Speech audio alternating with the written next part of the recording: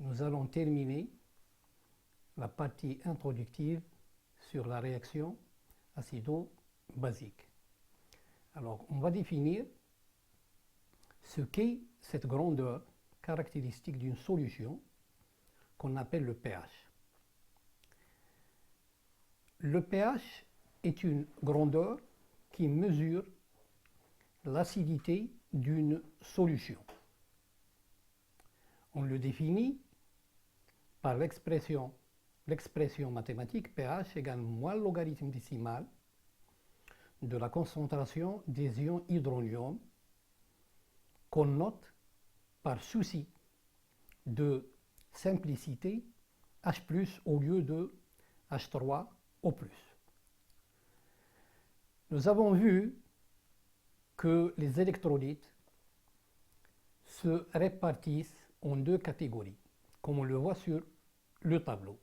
Il y a des électrolytes qui sont forts, c'est-à-dire qui s'ionisent de manière totale, selon une réaction totale, et des électrolytes qui s'ionisent, se déprotonent, dans le cas d'un acide, selon un équilibre chimique vrai, qui est caractérisé par une constante d'équilibre que nous avons appelée Ka.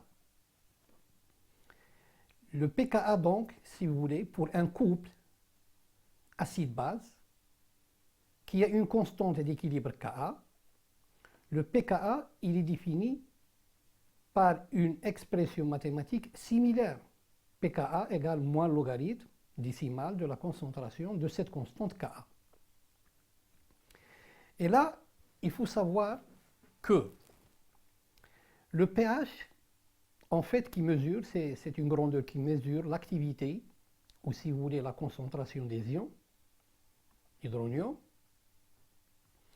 C'est une caractéristique de la solution. Je veux dire par là que on peut trouver différentes solutions qui contiennent, les unes contiennent des acides différents, d'autres qui contiennent des bases, d'autres qui contiennent des mélanges, mais qui ont le même pH.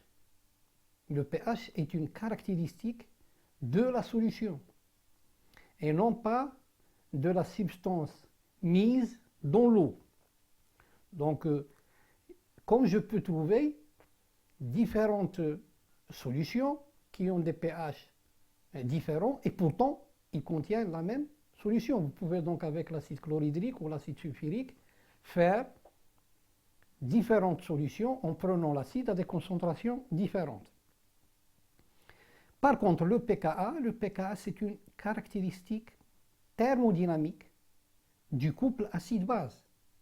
Quand vous avez choisi un couple pour votre travail, pour votre réaction, la constante pKa est une donnée thermodynamique. Donc, il ne dépend que de la température, comme toutes les données thermodynamiques, comme toutes les constantes des équilibres, il ne dépend que de la température et de la pression. Bon, ici, la pression est vraiment négligeable puisqu'on travaille en solution et dans l'eau. Donc, l'influence de la pression est négligeable. Il ne reste donc que la température. Alors, on peut se poser la question, puisqu'on parle de substances, les unes sont des acides, d'autres sont des bases, comme on l'a vu tout au début de ce chapitre, d'autres qui peuvent jouer aussi bien le rôle d'un acide ou d'une base, ce que nous avons appelé les substances amphotères ou ampholites. Alors on peut se poser la question en disant, donc pour une base, est-ce qu'on peut définir le pKb? Oui, on peut le définir, mais comme on va le voir, c'est inutile. Nous pouvons donc définir le pKb pour la constante d'équilibre d'une base faible, par exemple, par pKb égale moins logarithme de Kb. Mais puisque la constante de l'équilibre, Kb, il va s'écrire la concentration de BH+, qui est son acide conjugué, multiplié par la concentration de OH- divisé par la concentration de B. Le petit b là, c'est le symbole de la base dont on parle, qui s'ionise dans l'eau selon un équilibre, l'équilibre suivant que vous voyez. Alors, si j'écris la constante d'acidité de son acide conjugué, BH+, je vais trouver que Ka est égal à la concentration de B multiplié par la concentration de H+, divisé par la concentration de BH+. Et du coup, donc, si je forme le produit KAKB, je vais trouver qu'il est égal à la concentration de H+, multiplié par la concentration de H-, c'est-à-dire est égal au produit unique de l'eau, qui vaut à une température de 10 puissance moins 14, qui vaut à une température, pardon, de 25 degrés Celsius, 10 puissance moins 14. Et du coup, on a donc pKa plus pKb égale 14. Donc si je connais pour un couple acide-eau, acide-base, si je connais la valeur de pKa, j'ai déjà la valeur de pKb.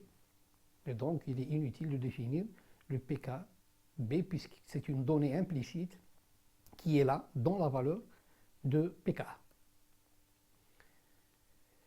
De même, puisque j'ai le produit des concentrations des ions H+ et OH- qui vaut 10-14 à 25 degrés C, je peux dire que pH plus pOH, alors dans ce cas-là, pOH c'est moins le logarithme décimal de la concentration de H-, qui est égal à 14. Donc si je connais le pH, ça veut dire automatiquement que je connais la concentration en ion-hydronium et que je connais la concentration en ion hydroxyde. Acidité, basicité des solutions en fonction du pH dans l'eau pure à 25 degrés Celsius. Donc là, vous voyez, sur ce schéma-là, lorsqu'on travaille, et c'est notre programme, c'est-à-dire nous traitons la réaction acido-basique dans un solvant bien précis qui est l'eau, et avec des concentrations qui sont faibles.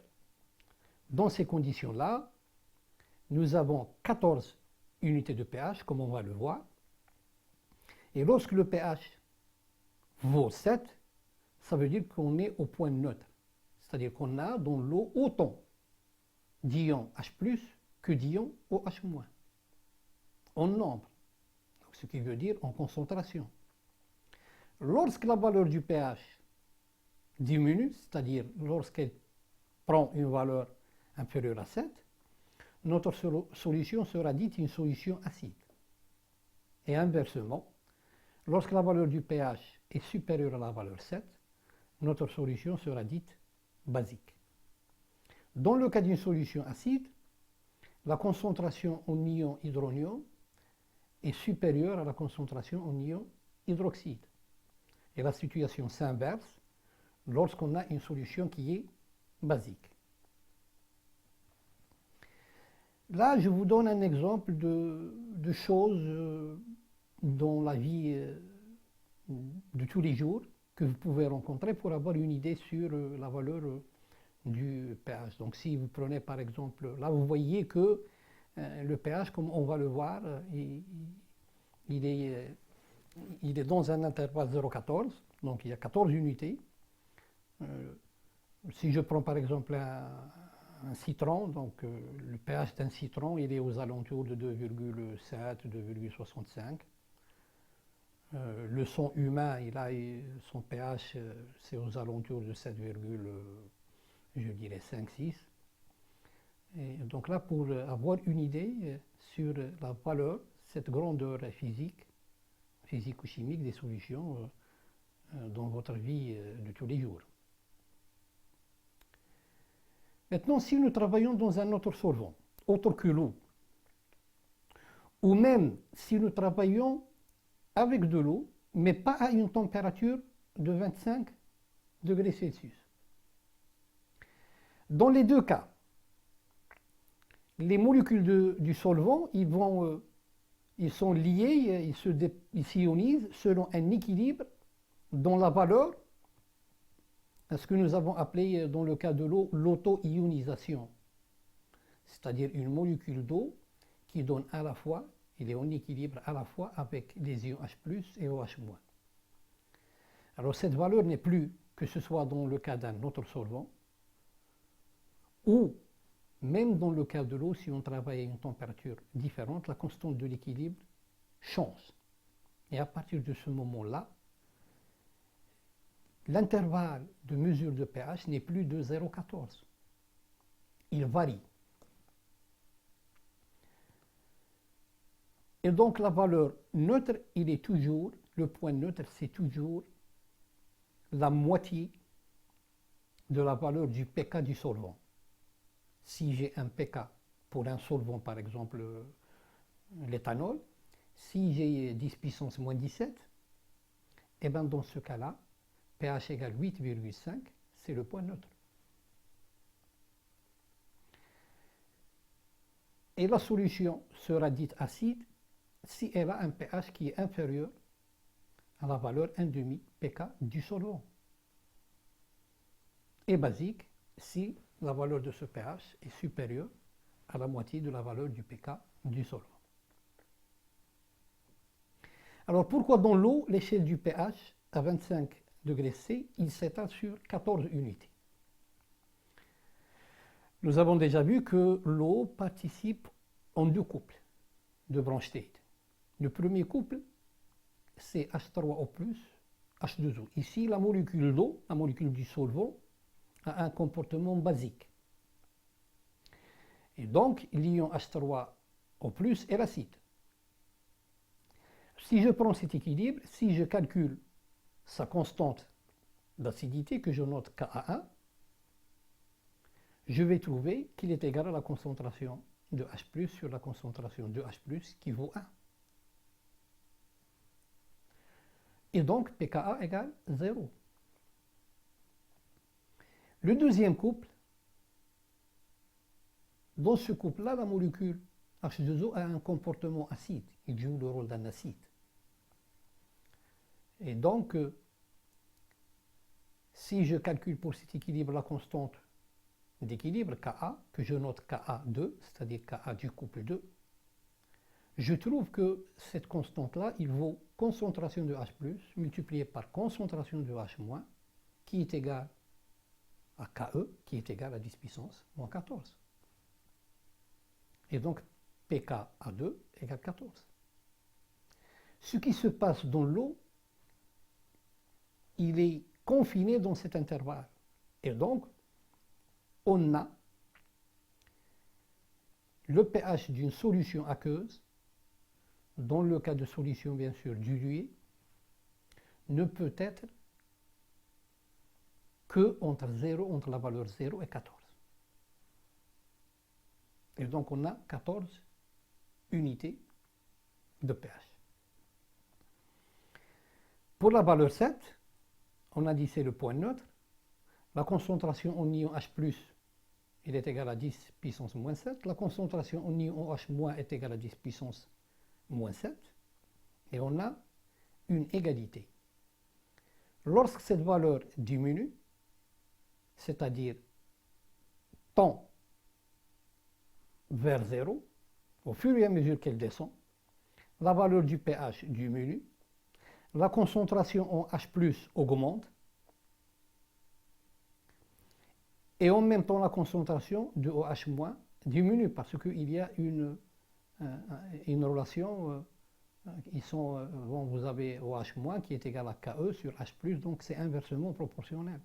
Et au contraire, lorsque la valeur du pH augmente, tend vers 14, la solution devient de plus en plus basique, la concentration des ions H+ diminue et la concentration de la solution en OH- augmente.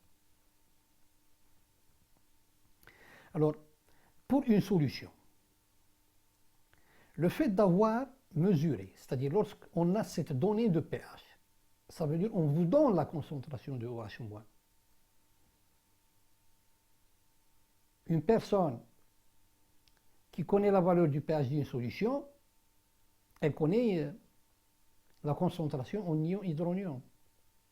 Pour les couples acide-base, quand on a la valeur du pKa, ça veut dire qu'on a directement la constante Ka. Hein? C'est la fonction logarithme décimale, ni plus ni moins. Maintenant, on va passer à autre chose, c'est la précision des mesures. Vous savez, ça c'est général. Quelqu'un qui fait de la science, quelqu'un qui fait de la chimie ou de la physique, ou quelqu'un qui fait des mesures, il utilise des appareils. Et d'un autre côté, vous avez la participation de l'homme, c'est-à-dire de l'expérimentateur. Donc qu'on le veuille ou pas, il y a toujours une certaine incertitude qui est commise sur la mesure. Donc moi, si j'ai un appareil pour mesurer une grandeur physique quelconque, et que cet appareil ne peut me la donner que à 1% près, par exemple, alors il est inutile que je me tue dans un calcul théorique avec des équations, avec un grand nombre de grandeurs, un grand nombre de paramètres pour aboutir à une valeur qui est au quatrième chiffre ou au troisième chiffre après la virgule. C'est inutile. Puisque mon appareil, il limite cette précision. Donc je vous dis ça parce que lorsqu'on applique tous les principes qu'il faut, comme les constantes des équilibres, la conservation de la matière, l'électroneutralité, etc., le plus souvent, on a des équations avec un grand nombre de paramètres et on est amené à faire des simplifications, ce que nous appelons des approximations. Alors les approximations doivent être légitimes. Donc voilà la précision expérimentale sur la mesure du pH qui nous amène à définir dans quelle mesure les approximations peuvent être faites sur les concentrations. Parce que les grandeurs les plus importantes pour nous, ce sont les concentrations des différents ions et molécules qui se trouvent dans notre solution. Alors comme les mesures de pH sont faites à 0,05 unités près, on se pose la question quelle est la conséquence sur la concentration en ion H3O+. Donc, supposons que j'ai une solution dont la valeur réelle, vraie, que nous ne connaissons pas, est X. Donc, on va écrire pH égale X. Ça veut dire que la concentration en ion H+, c'est 10 puissance moins X mol par litre. Or, moi, je vais faire une mesure, et l'appareil me donne une certaine valeur qui est là, tout près de X, mais ce n'est pas X. Donc, moi, je vais exagérer, je vais prendre donc la limite, le maximum possible. Donc, je vais dire que j'ai mesuré cette valeur et c'est X plus 0,05, puisque les mesures sont faites à 0,05 unités près. Dans ces conditions, donc j'ai la concentration en H+, qui est égale à 10 puissance moins X plus 0,05. Alors maintenant, si je calcule l'incertitude delta de la concentration de H+, sur la concentration de H+, l'incertitude relative, je vais trouver que c'est 1 moins 10 puissance moins 0,05. Autrement dit, 0,11. Soit, à peu près, 11%. Nous, on va se contenter de 10%. Donc la tolérance sur les concentrations est de 10%. Donc, ça veut dire qu'une concentration pourra être considérée comme négligeable devant une autre si elle est 10 fois plus faible. Alors maintenant, si je prends une précision de 0,01 par exemple, eh bien on reprend les mêmes calculs, on va se trouver à 2,3%. Mais nous, tout au long de ce cours-là, 10% est largement suffisante pour un chimiste. La conséquence donc sur la précision des calculs. On peut négliger donc une concentration devant une autre si elle est au moins 10 fois plus faible. Et on néglige donc les ions OH- devant H+, si la concentration de H+ est supérieure à 10 fois la concentration de OH-.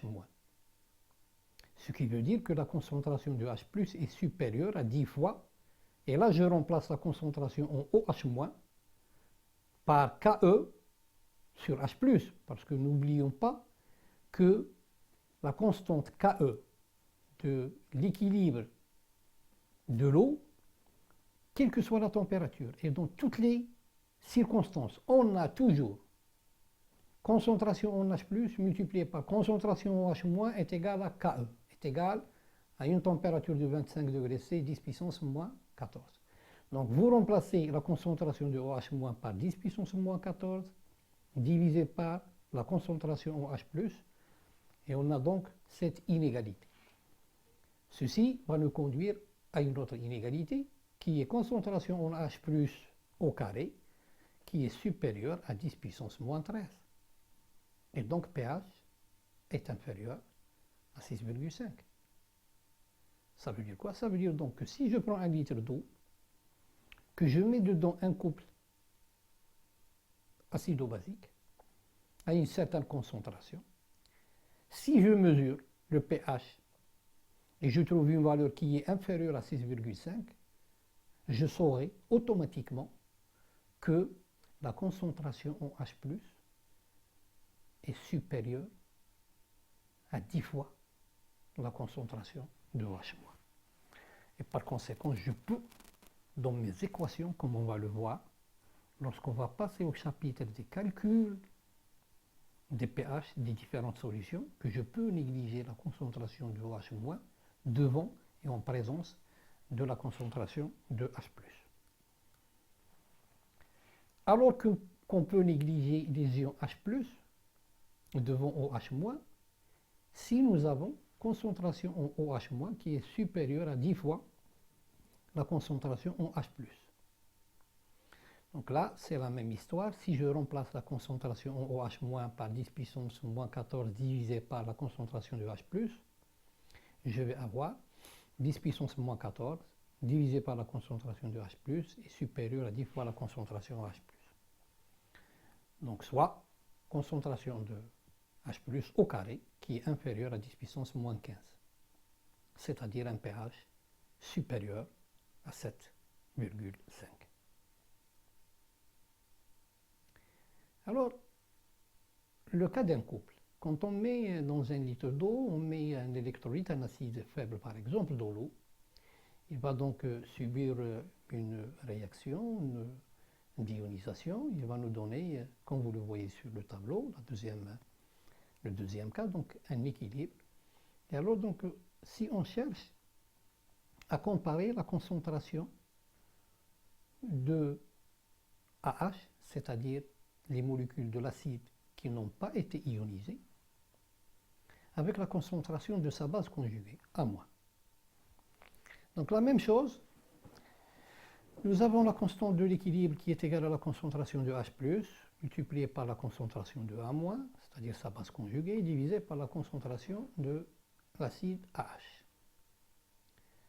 Donc la concentration de la molécule AH, ou si vous voulez la forme acide AH, elle est majoritaire si j'ai concentration de AH qui est supérieure à 10 fois la concentration de A-.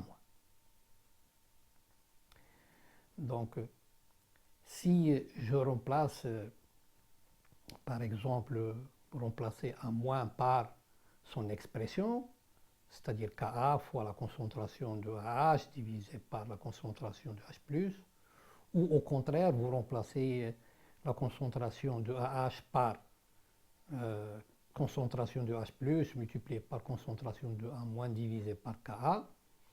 Bref, vous remplacez une de ces deux concentrations par son expression équivalente que vous tirez à partir de la relation qui vous donne Ka. On va avoir donc l'inégalité concentration de H+ divisé par Ka qui est supérieur à 10, soit pH qui est inférieur à pKa moins 1. Donc on a pH qui est inférieur à pKa moins 1. De même, donc la base conjuguée elle est majoritaire. Si vous avez la concentration de A- qui est divisée par 10 fois la concentration de AH, ce qui va vous donner pH supérieur à pKa moins 1. Alors, à partir donc de cette relation qui vous donne Ka, nous pouvons donc écrire que nous avons, parce que Ka c'est 10 puissance moins pKa, qui est égal donc à 10 puissance moins pH fois la concentration de A- divisé par la concentration de AH.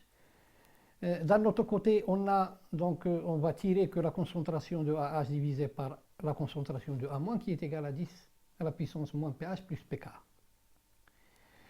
Alors, d'un autre côté, nous avons la conservation de la matière, c'est-à-dire que la concentration en acide, AH, plus la concentration en sa base conjuguée, A-, il est égal à la concentration de ce que nous avons mis initialement comme acide. Donc, CA ou C0, comme vous voulez. Et donc, à partir de ce moment-là, vous pouvez tirer l'expression qui vous donne la concentration de AH et l'expression de la concentration de sa base conjuguée.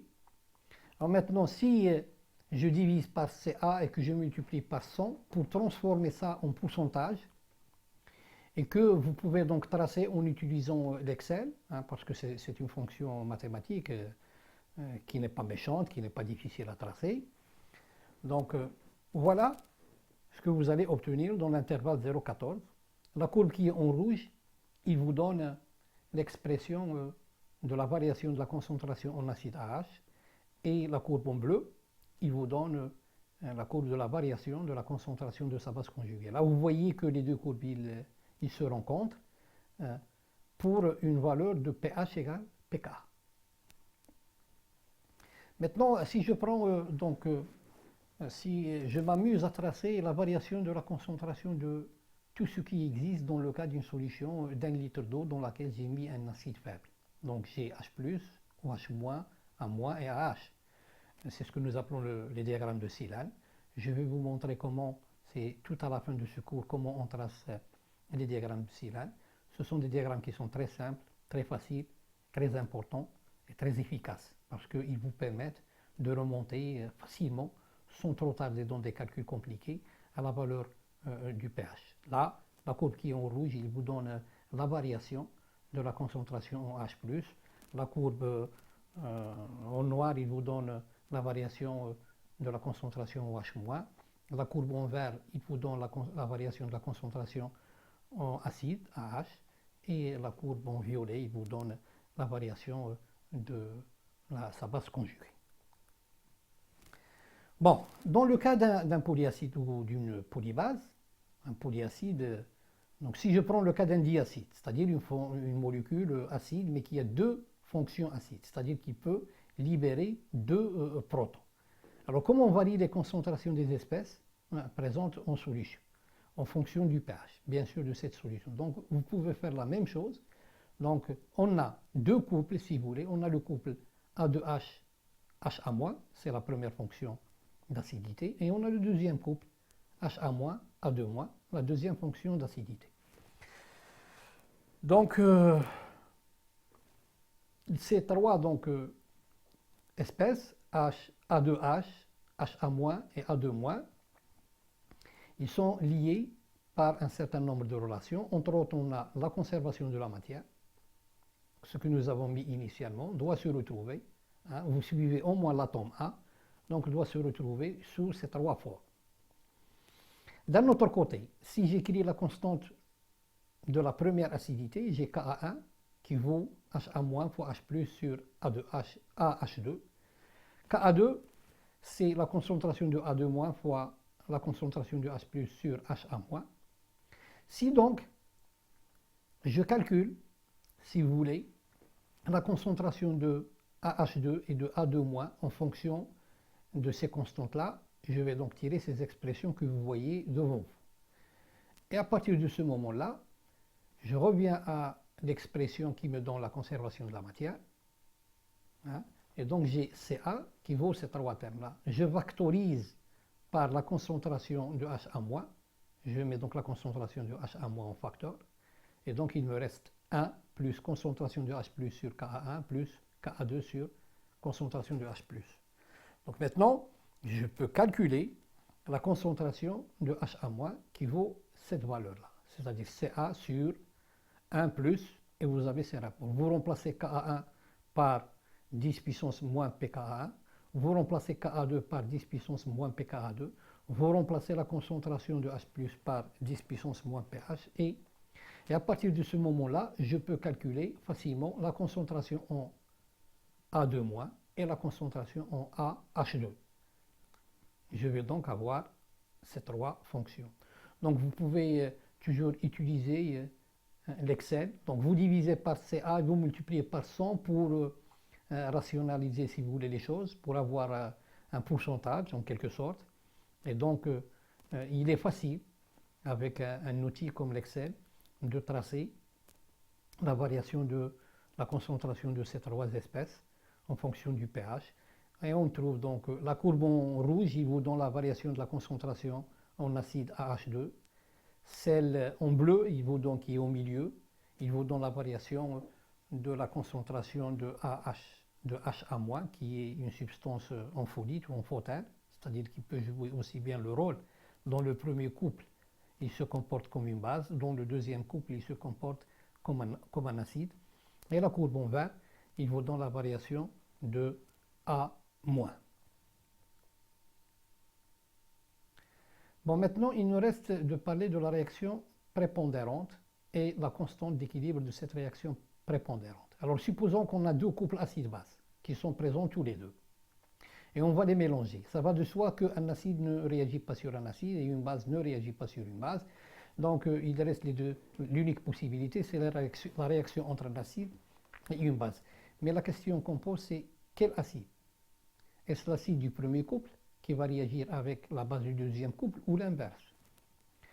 Et donc pour cela, supposons que on fait réagir l'acide du premier couple sur la base du deuxième couple selon donc cet équilibre-là. Cet équilibre, il a une constante qui est définie par concentration de HA2 multiplié par concentration de A-, divisé par concentration de HA1 multiplié par la concentration de A2-, que vous pouvez écrire en introduisant donc une petite astuce mathématique, que vous pouvez donc l'écrire sous la forme Ka1 sur Ka2. Donc la constante K de l'équilibre, de la réaction de l'acide du premier couple sur la base du deuxième couple, il n'est en fait que le rapport des deux constantes d'acidité des deux couples, Ka1 sur Ka2. Cette réaction-là, elle serait quantitative si et seulement si la valeur de K est largement supérieure à 1. Dans ces conditions-là, nous avons donc Ka1 qui est supérieur à Ka2, c'est-à-dire pKa1 est inférieur à pKa2. Alors si c'est le cas, nous allons donc dégager une méthode que nous appelons la méthode gamma. Donc on prend tous les couples acide-base qu'on va placer selon un axe gradué en pK et dirigé vers le haut, avec les formes acides qu'on va mettre à droite de cet axe-là et les formes basiques à gauche, comme ceci. Les acides les plus forts ont des valeurs de pKa les plus faibles et sont donc placés en bas de l'axe. Les bases les plus fortes ont des valeurs de pKa les plus fortes et sont placées en haut de l'axe. Les deux couples de l'eau sont placés sur cet axe.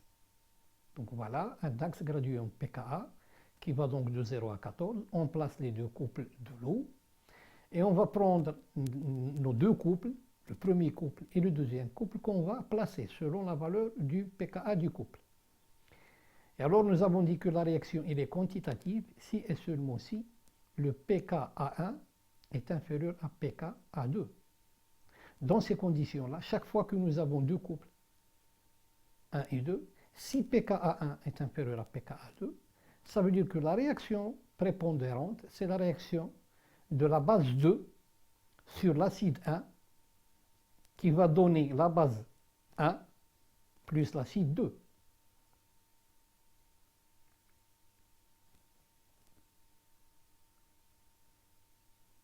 La réaction donc se fait selon ce symbole-là, qui est le symbole de la lettre grecque gamma. C'est pour cela qu'on l'appelle la méthode gamma. Donc si pKa1 est inférieur à pKa2, nous avons cette réaction avec une constante K qui vaut 10 puissance pKa2 moins pKa1. Je vous remercie et à la prochaine séance.